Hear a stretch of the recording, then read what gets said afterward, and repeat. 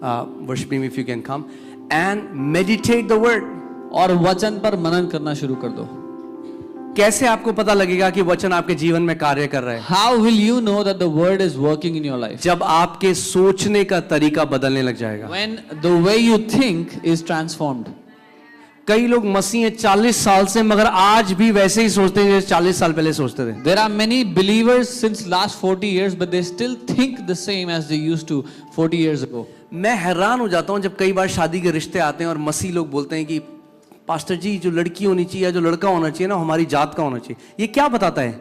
कि अभी तक वचन ने उनके सोचने के तरीकों को नहीं बदला. I get shocked sometimes when Christians want to get married or they want their son or daughter to get married and they say we want somebody from the same caste. It tells me that their mind has not been renewed. They still think the same they used to before.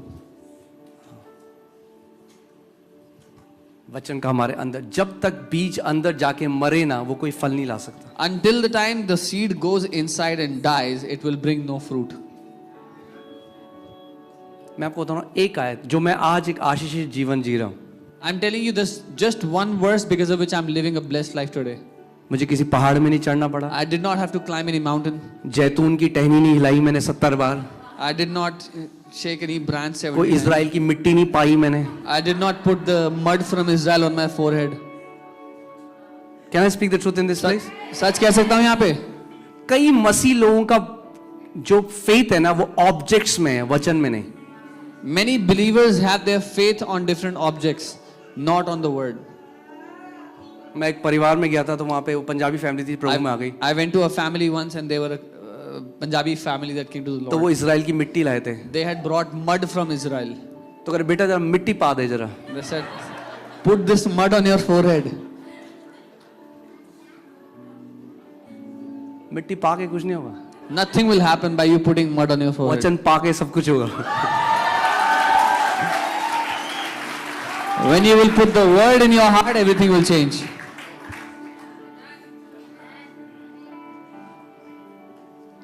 Amen.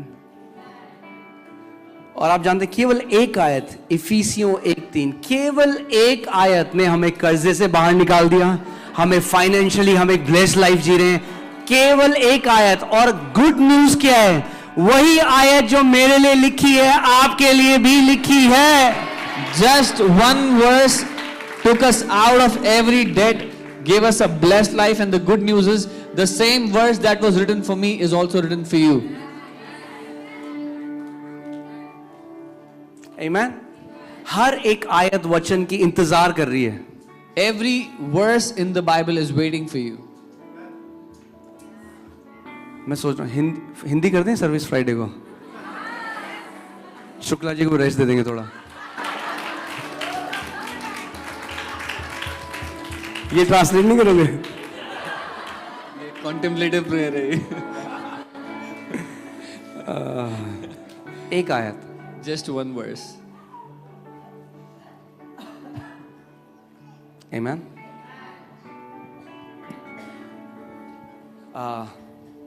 Proverbs 4:20.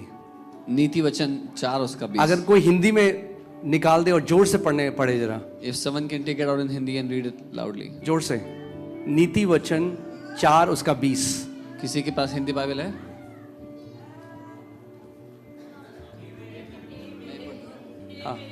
हाँ.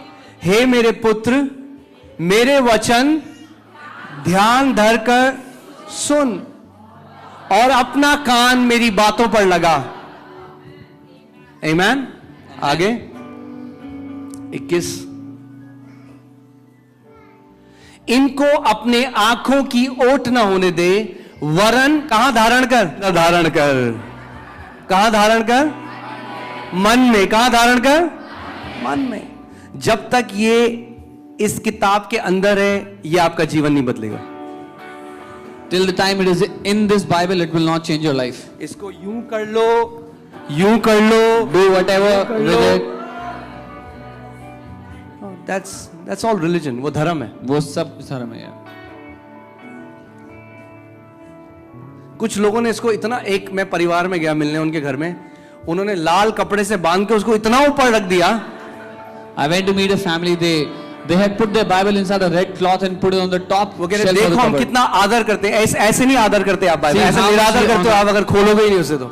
This is not how you honor the Bible. This is how you dishonor the Bible by not opening it at all.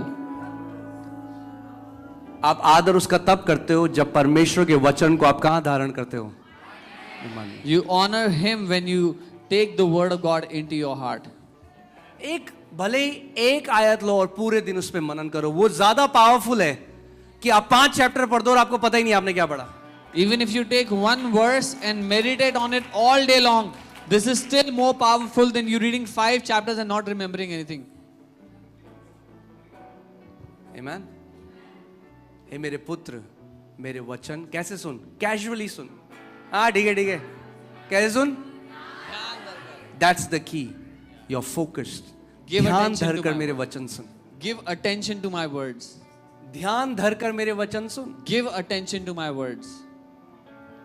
उन्हें अपने नजरों की यानी अपने आंखों के दूर मत जाने दे उनको। Do not let them depart from your eyes.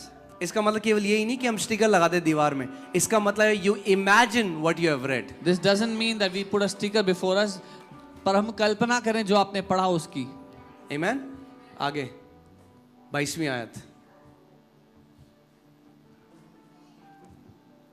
क्योंकि जिनको वे प्राप्त होती है वे उनके जीवित रहने का और उनके सारे शरीर के चंगा रहने का कारण होती है। हिंदी में थोड़ा, अगर इंग्लिश के हिसाब से बाइबल कहती है कि जो उन वचनों को ढूंढ लेते हैं वो वचन उनके जीवित रहने का और उनके चंगा रहने का कारण है। English Bible says, whoever finds them, it will be health to all their flesh. और ये जो वर्ड हेल्थ है ये इब्रानी शब्द मारपे से आता है, MARPEH, The Hebrew word for this word health is marpe, जिसका मतलब है दवाई। which means medicine.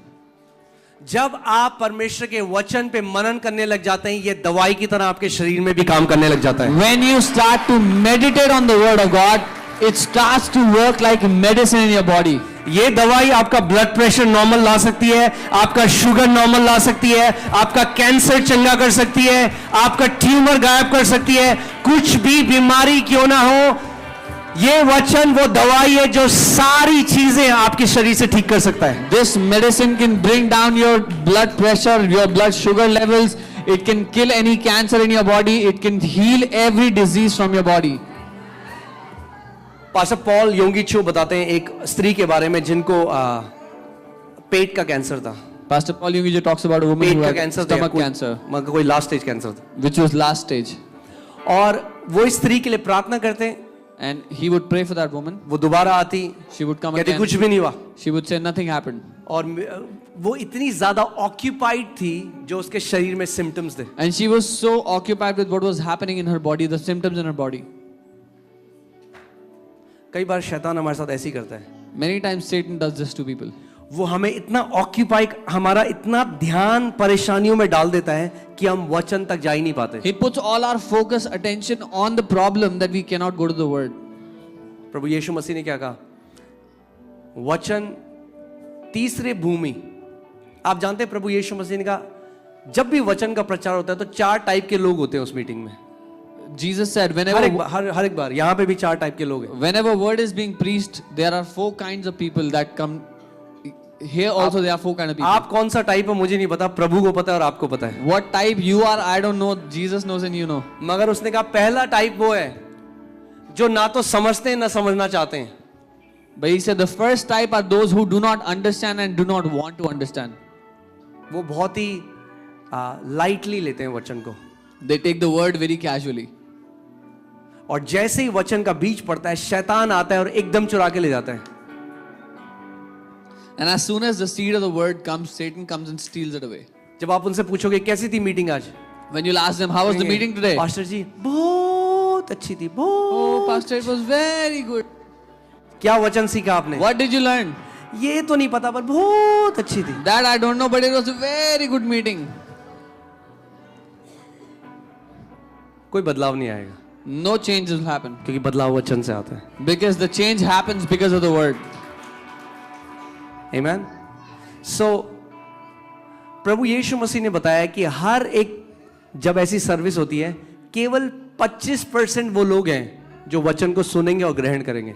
So Jesus told there's only 25% people during such services who actually receive the word. खुद सोचिए, वो आपको देखना है कि आप उस 25% में आते हैं या नहीं आते. That you have to see if you are among the 25% or not.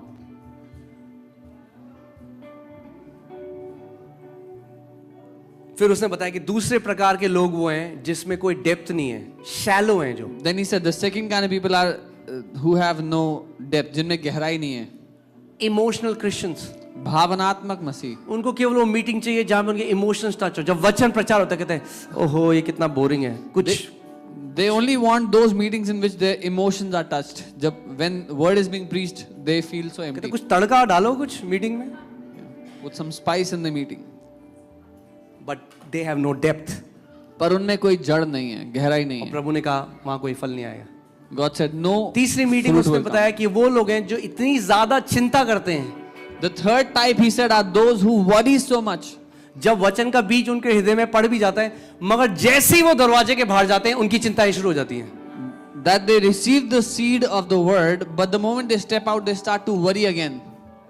So वो कभी वचन पे मनन नहीं करते. वो घर जाके भी जो उन्होंने सुना वो बस वो वहीं छोड़ के चले जाते हैं. So they never meditate on the word. Even when they go home, they leave what they heard. और प्रभु ने कहा वहां पे भी कोई फल नहीं आएगा. And Jesus said, even there was no fruit. मगर उसने कहा चौथी भूमि अच्छी भूमि है. But then he said the fourth soil was good. अगर आप विश्वास करते हो आप अच्छी भूमि हो बोलो hallelujah. If you believe you are a good ground, say hallelujah. अब ये तो प्रभु ही जानता है आप हो कि नहीं, बट चलो अच्छी बात है. Now only the Lord knows whether you're good ground or not, but hallelujah. तो पॉल योंगिचो ने उस स्त्री को बार बार उसके लिए प्रार्थना करते और वो बार बार कहती आपको नहीं पता मेरे शरीर में, आप तो प्रार्थना कर रहे हो, आपको नहीं पता मेरे साथ ही हो रहा है मेरे साथ. वो कह रहे देख वचन में लिखा है, मगर वो बार बार ये बोलती. Paul Yogichi would pray for her again and again, but she would come and say, you don't know what's happening, you've prayed but my body is still the same.